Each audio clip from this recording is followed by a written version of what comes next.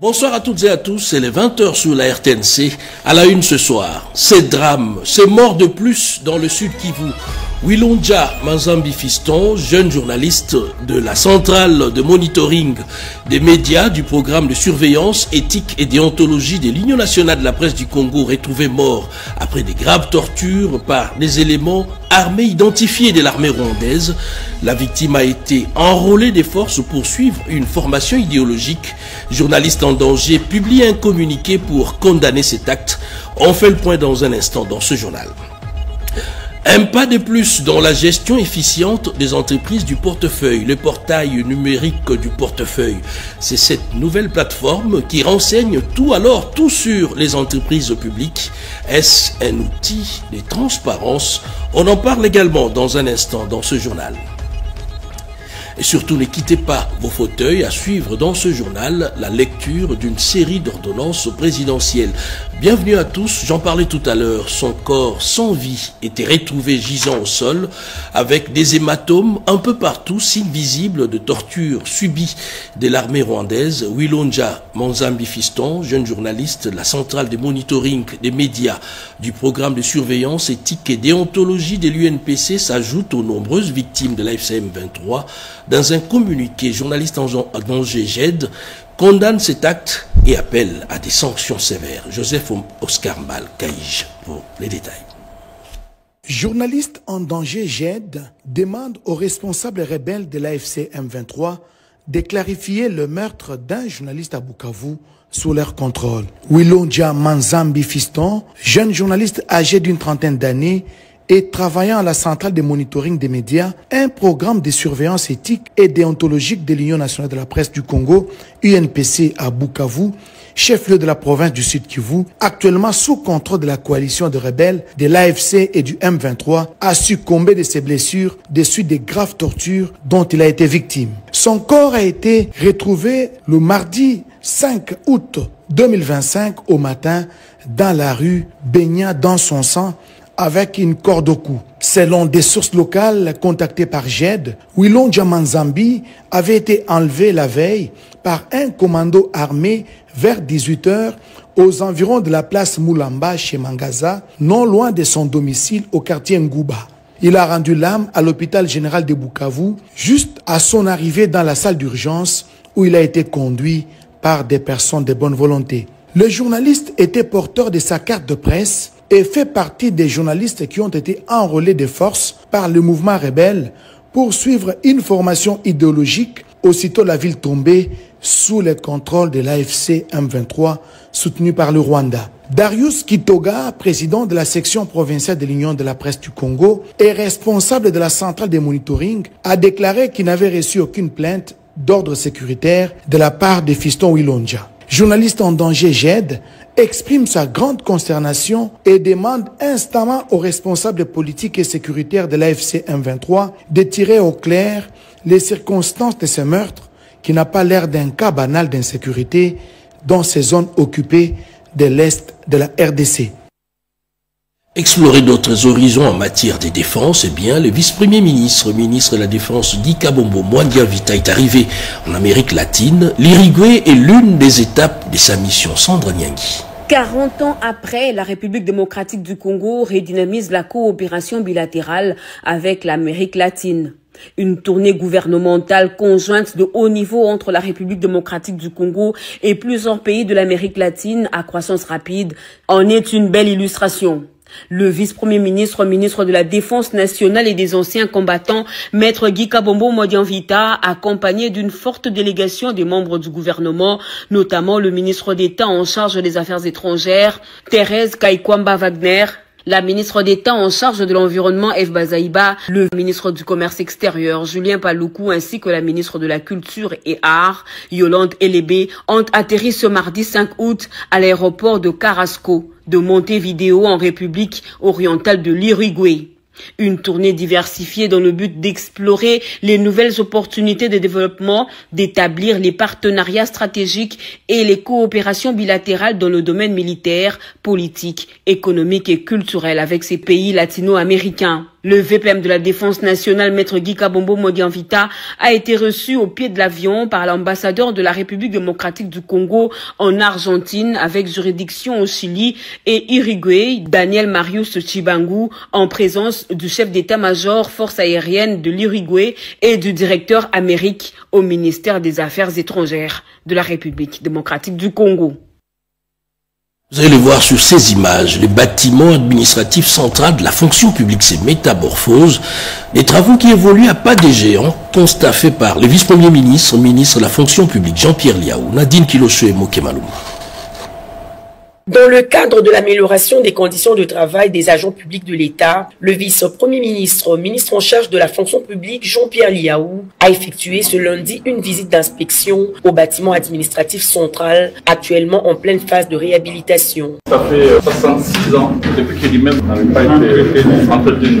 Construit en 1966, cet édifice emblématique de l'administration congolaise bénéficie pour la toute première fois d'une réhabilitation intégrale. En marge de cette visite, le vice-premier ministre Jean-Pierre Liaou a donné des instructions fermes pour le respect des délais d'exécution des travaux. Accélérer les travaux pour que cette fois-ci, avant la fin de l'année, que tout soit fini. J'espère vraiment que les dates seront tenues. Il a également annoncé l'extension de cette initiative à d'autres entités décentralisées qui devront désormais disposer des bâtiments administratifs modernes et adaptés aux standards actuels. Ces espaces que nous sommes en train d'arranger, c'est pour mieux recevoir, mieux servir les citoyennes et les citoyens de notre pays. C'est au fait ça. Alors, dès que nous terminons ici, ce même prototype sera implanté partout, dans toutes les administrations au niveau central, dans toutes les administrations au niveau de province, et ensuite après dans toutes les communes et autres. Pour que ça réussisse, il faut que nous travaillions ensemble. Cette démarche s'inscrit dans la vision du gouvernement de moderniser l'appareil administratif et d'offrir aux agents publics de l'État un cadre de travail digne, fonctionnel et stimulant. Hier, c'était une réunion. Aujourd'hui, c'est une visite d'inspection des travaux de la route Kananga-Kalambambouji.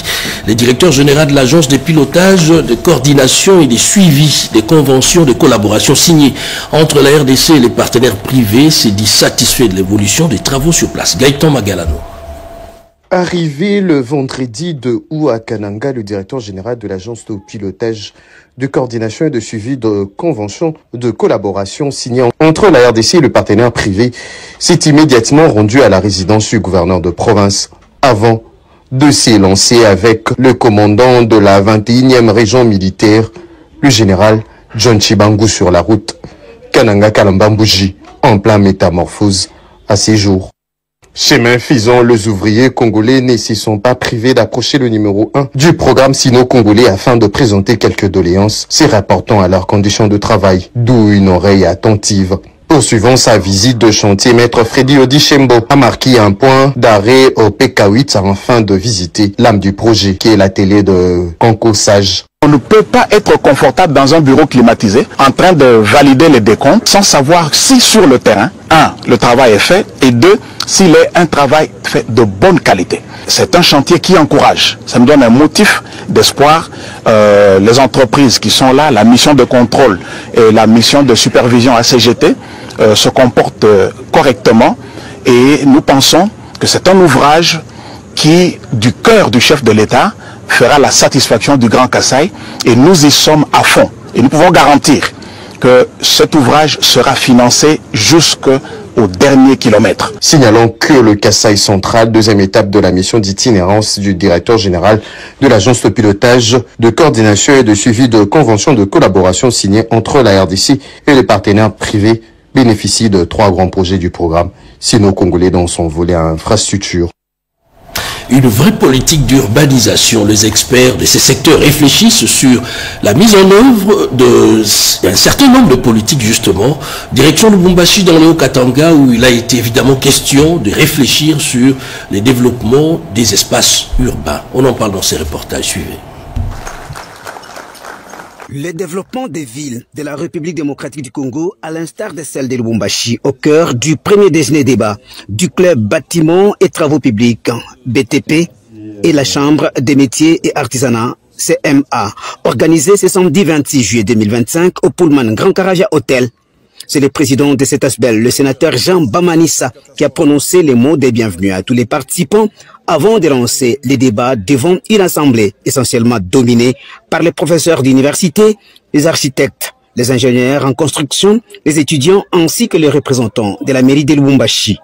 Jean Babanissa a plaidé pour la planification de la construction de la ville de Lubumbashi, vu son expansion démographique, pour une société sereine, propre, tenant compte des normes urbanistiques afin d'éviter à la ville qui préfère une forte concentration urbaine, favorisant ainsi l'insécurité, l'insalubrité, les embouteillages et un environnement toxique à l'instar de la capitale Kinshasa. Juste après, plusieurs intervenants sont montés au créneau pour proposer des pistes de solutions tout en dénonçant les constructions anarchiques, le non-respect et la méconnaissance de règles urbanistiques, surtout les manques de main-d'œuvre qualifiée. Au cours de cette cérémonie, plusieurs entreprises ont reçu des mains de Jean Bamanissa le certificat d'adhésion en tant que membres de BTP et CMA qui se sont distingués dans le secteur des constructions tout en assurant la formation et la valorisation de la main-d'œuvre locale.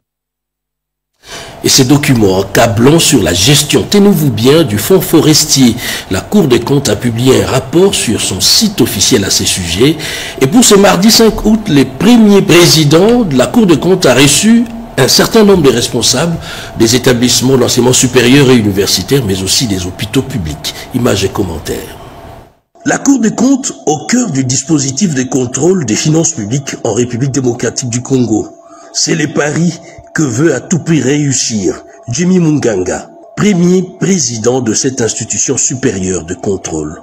Un engagement qui s'est traduit, entre autres, par cette séance de travail avec les responsables des établissements universitaires et institutions hospitalières de la capitale. L'objectif ici est d'instaurer une collaboration active et durable entre la Cour des comptes et ses structures, souvent bénéficiaires des fonds publics, pour une meilleure gestion, bref, une meilleure gouvernance.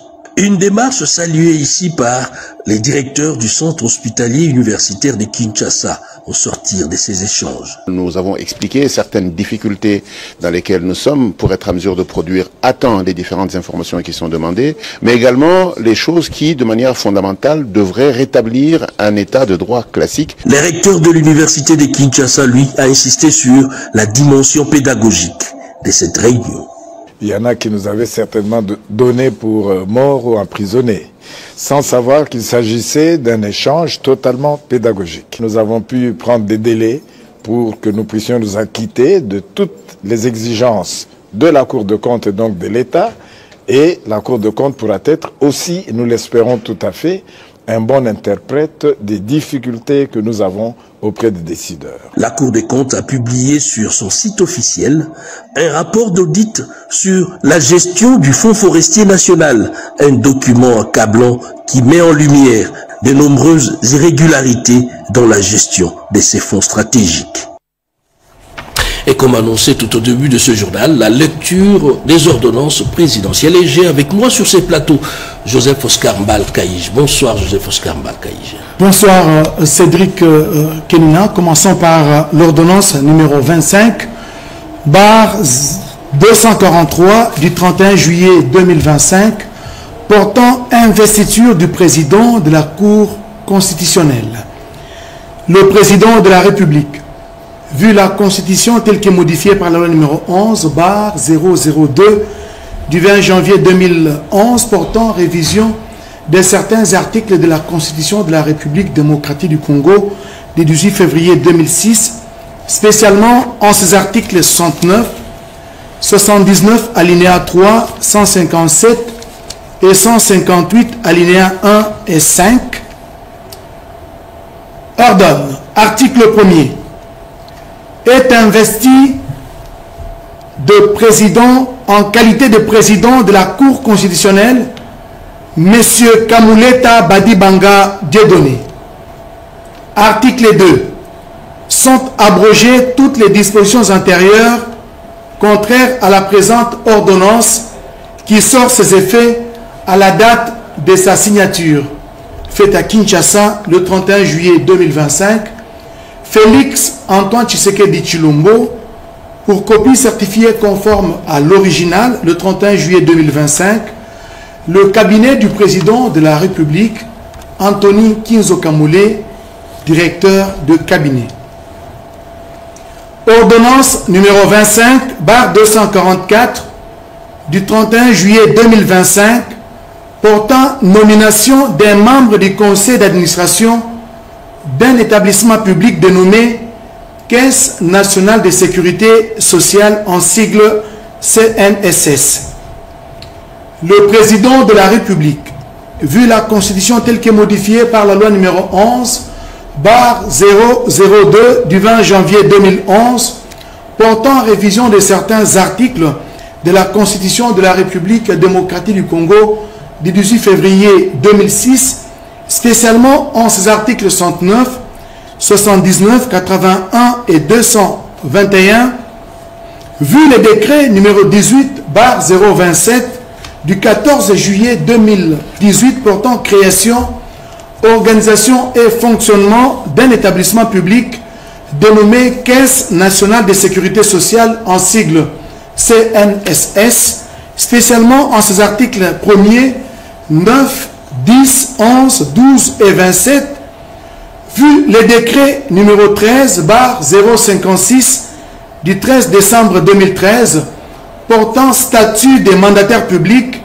dans les établissements publics, spécialement en ses articles 3, 4 et 5, vu les dossiers personnels de l'intéressé, vu la nécessité et l'urgence, les conseils de ministres entendus ordonnent. Article 1er. Est nommé membre du conseil d'administration de la Caisse nationale de sécurité sociale en sigle CNSS à titre de représentant des organisations professionnelles des travailleurs, M. Kiyangi Matangila Fidèle.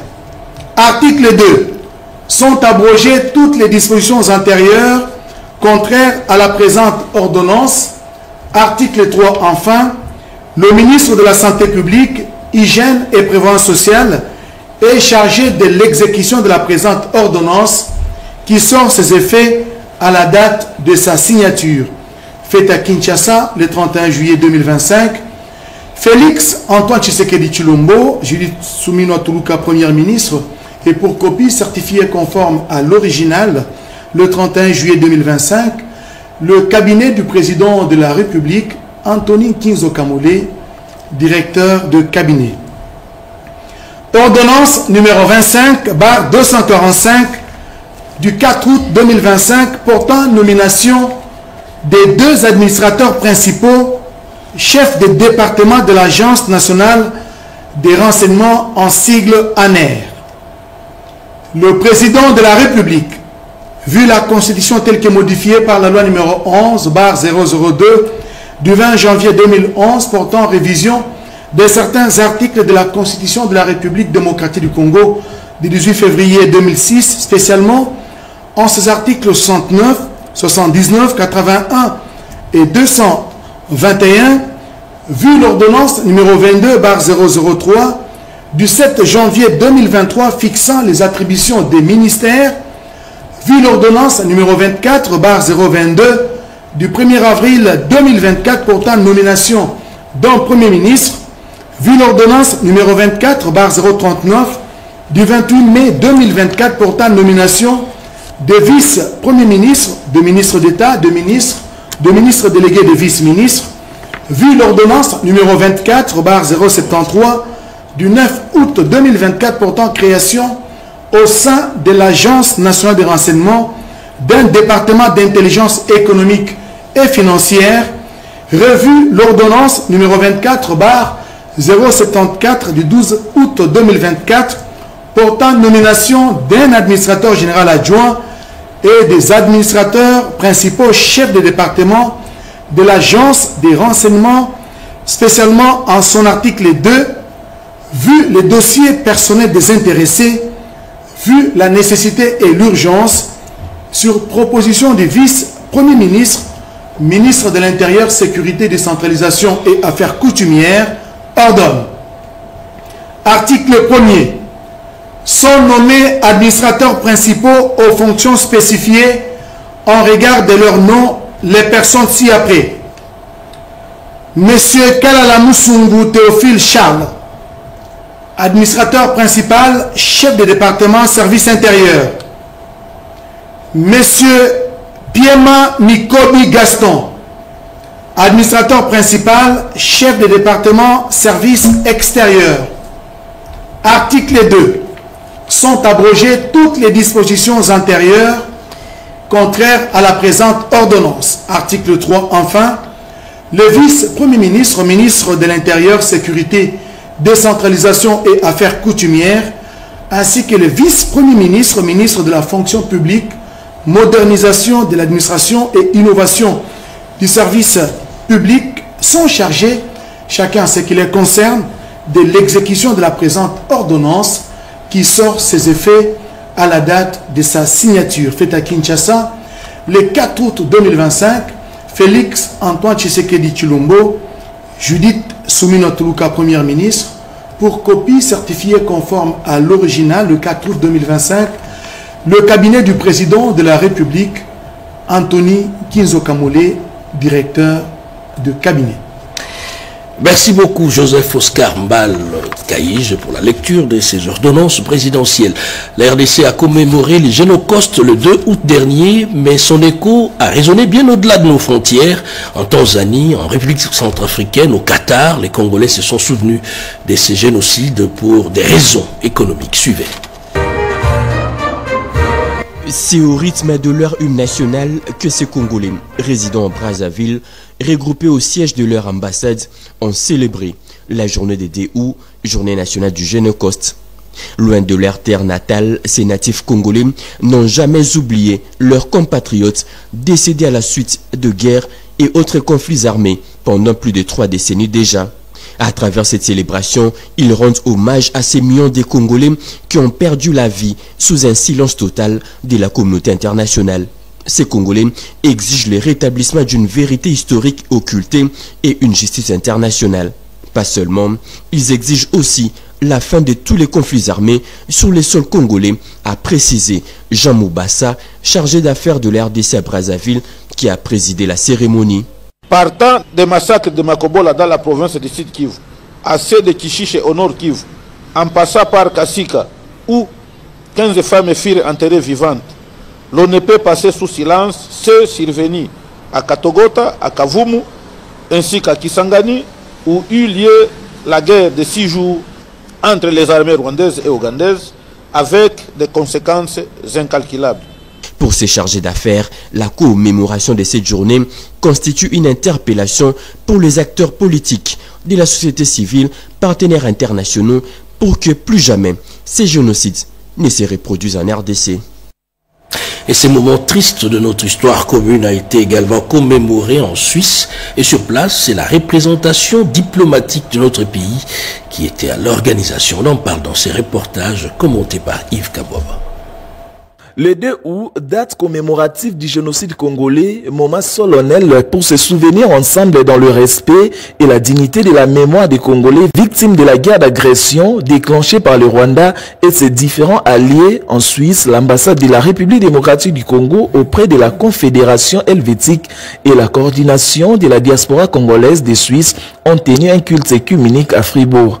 L'officiant du jour a exhorté les Congolais à veiller et prier afin d'éviter que de tels actes se reproduisent. Selon les coordonnateurs de la diaspora congolaise en Suisse, je cite, « Nous ferons de notre mieux pour que la Suisse ne soit pas un foyer de recrutement pour les traîtres de la nation. » L'ambassadeur de la RDC en Suisse, quant à lui, a rendu hommage au président de la République, Félix Antoine Tshisekedi Tshilombo, pour son combat contre la politique de nos voisins à envahir notre pays.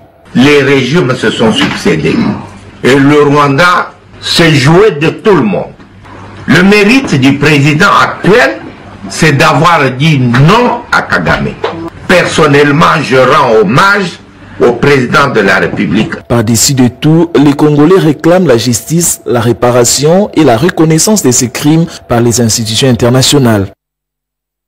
Et cette Question, les choses ont-elles évolué sur le terrain? Et ces statistiques qui datent de 2017, le taux d'alphabétisation en RDC serait de 77,3%. Il faut faire plus. La ministre des Affaires sociales, Aziza Mounana, a procédé au lancement de journées préparatoires de la Journée internationale d'alphabétisation. Idi Tchala. Les travaux préparatoires de l'organisation de la Journée internationale de l'alphabétisation 2025 en République démocratique du Congo sont lancés. La ministre des Affaires sociales, l'Action humanitaire et Solidarité nationale, Nathalie Aziza Mounana, a présidé une réunion relative en collaboration avec le représentant pays de l'UNESCO, des partenaires techniques et financiers et la direction de l'éducation non formelle et les acteurs de la société civile. Cette réunion a permis la mise en place du comité de pilotage chargé de coordonner les activités liées à la célébration. Elle a également constitué un espace d'évaluation et de réflexion stratégique pour dresser le bilan des actions menées, identifier les défis et tracer les priorités pour l'exercice 2025-2026.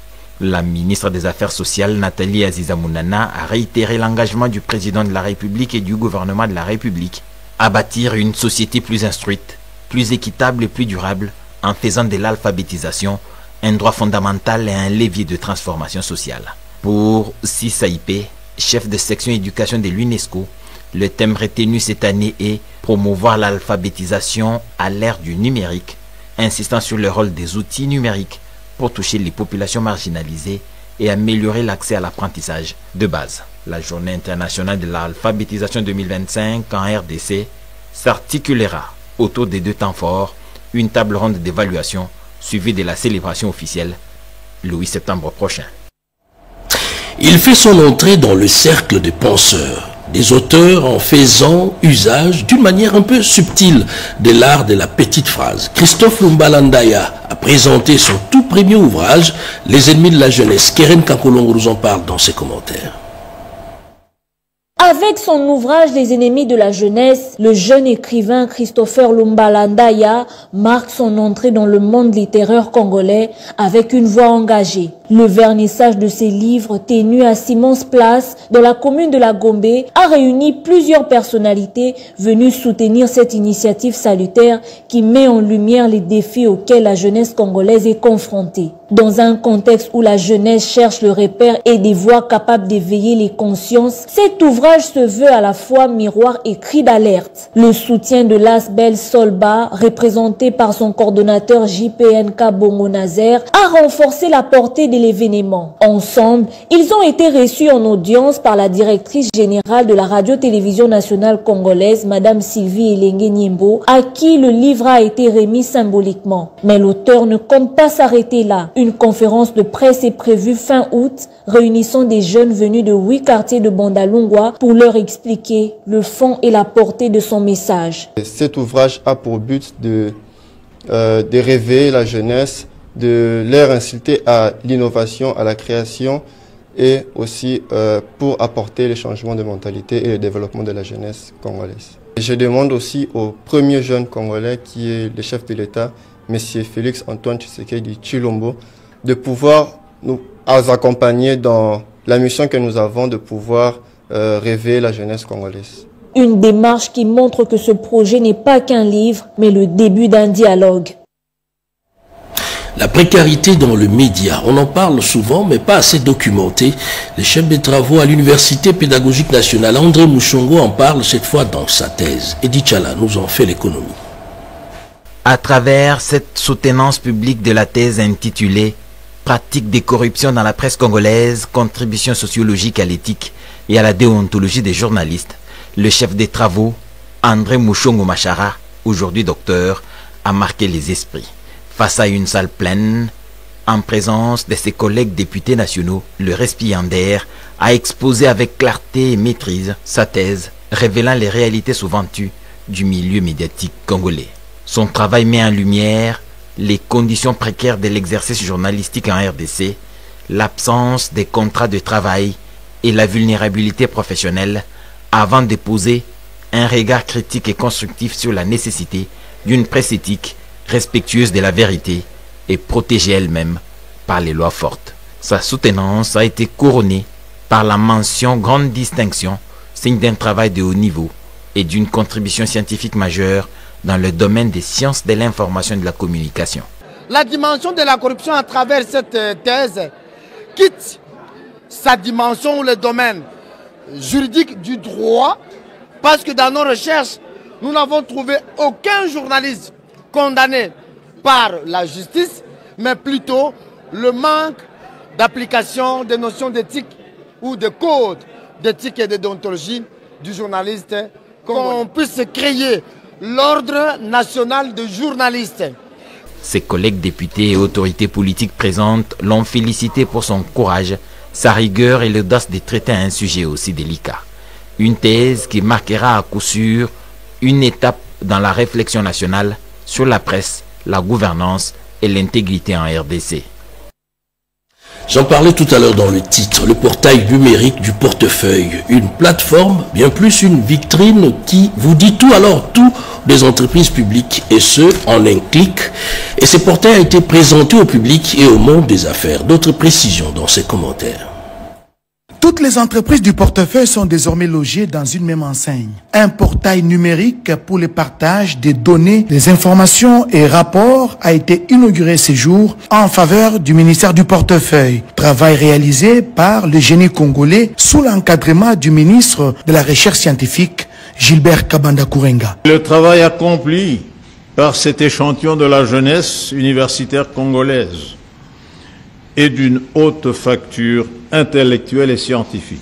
Ce portail offre plusieurs avantages en termes de gouvernance et sécurité dans les partages des données. Le temps des constats approximatifs est désormais révolu. Aujourd'hui, nous franchissons une étape significative, celle du renforcement structuré de l'écosystème numérique du portefeuille de l'État.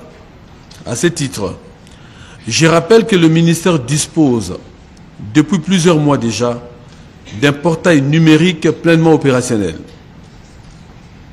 La solution technologique présentée aujourd'hui par le ministère de la Recherche scientifique s'inscrit dans une logique de complémentarité. C'est le vice-premier ministre, ministre de l'Intérieur, Sécurité, Décentralisation, Affaires coutumières, Jacquemain Chabani Louko, qui a, au nom du chef de l'État Félix-Antoine Tshisekedi Tshilombo, lancé officiellement ce portail. Je forme le vœu, et cela avec le président de la République, que cet atelier de familiarisation soit un moment d'appropriation, d'échange d'expériences, le point de départ d'une transformation profonde portée par l'esprit d'innovation et la recherche de l'intérêt général. Cette cérémonie a été couplée au lancement de l'atelier sur la familiarisation des fonctionnalités de ces portails, une grande première pour le gouvernement de la République. Bain de foule, échange avec la population. Lambert Mende, élu national, a rejoint l'Odja pour communier avec sa base. Images et commentaires. L'image semble devenir récurrente. À chaque arrivée, c'est des foules qui se mobilisent. Au pied de l'avion, la notabilité de la province du Sankuru, plus singulièrement la grande agglomération de l'Odja, se donne rendez-vous pour accueillir le député national Lambert Mende Omalanga. Ce dernier a été escorté de l'aéroport jusqu'au stade Lumumba par une foule enthousiaste venue lui témoigner son appréciation et attachement. Et lors de son message, il a rendu compte de la réunion du présidium de l'Union sacrée, présidée par le chef de l'État Félix-Antoine Tshisekedi. Devant un public très engagé, l'élu de l'Odja a présenté les efforts consentis par le chef de l'État dans la restauration de la paix dans la partie est du pays. Il a aussi expliqué les contenus même de l'accord historique signé à Washington entre la RDC et le Rwanda, soulignant par ailleurs son importance dans la stabilité de la région des Grands Lacs. Sur le plan de développement au niveau provincial, l'honorable Mende Omalanga s'est dit satisfait de l'arrivée à Benadibele d'un lot important de matériel destiné à la construction et à la modernisation de l'aéroport de l'Odja. L'honorable Mende était accompagné de Franck Lokoho, élu provincial de l'Odja, ainsi que Benoît Daoudja, ministre provincial de l'Éducation. Par la suite, une série de rencontres est prévue avec les différentes associations. Ces échanges visent à recueillir les préoccupations des citoyens qu'il soumettra par la suite aux institutions compétentes. Et chaque jour qui passe, les esprits se rapprochent, l'unité se consolide au sein de l'UDPS. Le secrétaire général de l'UDPS, Augustin Kabouya, a échangé avec un cadre influent de ces partis, et Teni Longondo. Alain Pikaï nous en dit un peu plus. Les messages de l'unité et de la réconciliation du secrétaire général soufflent sur les partis présidentiels. Ces derniers jours, plusieurs cadres frondaires ont amorcé un rapprochement significatif avec ces derniers. Parmi eux, l'honorable Teni Longondo, considéré comme l'un des initiateurs du mouvement des contestataires, a été reçu en audience par le président intérimaire de l'UDPS, honorable Augustin Kabouya. À l'issue d'un échange d'environ 10h20 minutes, les deux figures politiques ici de l'école d'Etienne Tshisekedi semblent avoir tourné la page des divergences. Cet tête-à-tête marque ainsi un retour à la cohésion et à l'unité au sein du parti prôné par le secrétaire général. Selon certains observateurs, la récente rencontre entre les membres du présidium de l'Union sacrée et les chefs de l'État a permis d'élever les ondes d'ombre et de mettre fin aux tentatives de manipulation. Pour Augustin Kabouya a bénéficié aujourd'hui de la pleine confiance de la haute autorité des référents du parti, une reconnaissance qui renforce davantage sa légitimité à la tête du parti. À première vue, il s'agit d'une simple marche, mais qui en réalité renvoie un message, celui de la victoire diplomatique dans la crise sécuritaire dans la partie est du pays. Les femmes de l'Union sacrée étaient dans les rues de Kinshasa, une initiative d'Yvonne Kabongo Munonga, membre de l'Union sacrée. Yvette Mokuntima. Elles sont venues de tous les coins de la capitale. Les femmes de l'Union sacrée de la nation, dont celle du Parti chrétien pour les redressements socio-économiques du Congo, ont pris d'assaut les artères de Kinshasa, la capitale, avec un seul objectif, saluer la victoire diplomatique du chef de l'État ayant abouti à la signature de l'accord de paix entre la RDC et le Rwanda, signé le 27 juin 2025 à Washington aux États-Unis d'Amérique, en présence du président américain Donald Trump, suivi de la déclaration des principes de Doha, il y a peu au Qatar. Au cours de cette marche, les femmes de l'Union sacrée ont déploré les atrocités endurées par la population de l'Est pour la plupart, les femmes et les enfants. D'où leur soutien au chef de l'État Félix-Antoine Tshisekedi Tshilombo qui se bat nuit et jour grâce à sa diplomatie agissante pour amener une paix durable dans cette partie du pays en proie à la guerre depuis 3 décennies. Depuis que nous avons eu l'indépendance, on n'a jamais eu la liberté. On n'a jamais eu la paix et c'est avec son Excellence Félix-Antoine Tshisekedi Tshilombo qu'on peut dire que c'est aujourd'hui la première date de notre indépendance parce qu'il a ramené la paix sur toute l'étendue de la République. La République démocratique du Congo, à travers cette marche, les femmes de l'Union sacrée de la nation en général et du PCRSC ont montré les soucis des Congolais de voir la paix se rétablir dans la partie est du pays, insistant sur le fait que la République démocratique du Congo restera une et indivisible. Et avant de boucler complètement ce journal, c'est communiqué du Centre d'expertise d'évaluation et des certifications de substances minérales précieuses et semi-précieuses, établissement public. Eh bien, les CEC a le plaisir d'informer l'opinion publique, les partenaires du secteur minier ainsi que les institutions nationales et internationales de la signature officielle en date du 30 juillet 2025 d'un accord stratégique avec la société BGN INT DMCC représentée par sa filiale américaine BGN NTC US LLC en vue de la création d'une plateforme de commercialisation directe de produits miniers issus principalement des entreprises du portefeuille de l'État congolais dénommé Holdco IMCC. Celle-ci sera basée au Texas, aux États-Unis, avec une filiale en République démocratique du Congo, sous l'impulsion de son Excellence, Monsieur le Président de la République, chef de l'État, Félix-Antoine Tshisekedi Tshilombo. Ces partenariats structurants, conformes à la vision du gouvernement de la République en matière de souveraineté économique et de transformation locale, marquent une étape importante vers une nouvelle ère de commercialisation matérialisée et maîtrisée et souveraine de minerais. Il vise à maximiser les recettes issus de la redevance minière à accroître la valeur ajoutée de ressources minières nationales et à assurer une plus grande transparence, traçabilité et équité dans la chaîne de commercialisation. Par cette initiative, la RDC entend réduire les pertes liées aux circuits informels et aux intermédiaires non réguliers, améliorer cependant les prix des ventes des produits miniers congolais grâce à un accès direct au marché international via une interface américaine consolidée, protégée, fiable et sécurisée, assurer la gouvernance des produits miniers et la surveillance de bout en bout de la chaîne d'approvisionnement en incluant l'appui à l'exploitation minière artisanale ainsi que le principe du commerce équitable en faveur de communautés locales. Et les CEC exprime sa reconnaissance à son Excellence Monsieur le Président de la République, chef de l'État, pour son leadership et son appui constant à la réforme du secteur minier congolais. Un communiqué signé par le directeur général Mwamba Kanikou Freddy, le président du conseil d'administration Dave Kalemba Kanchama.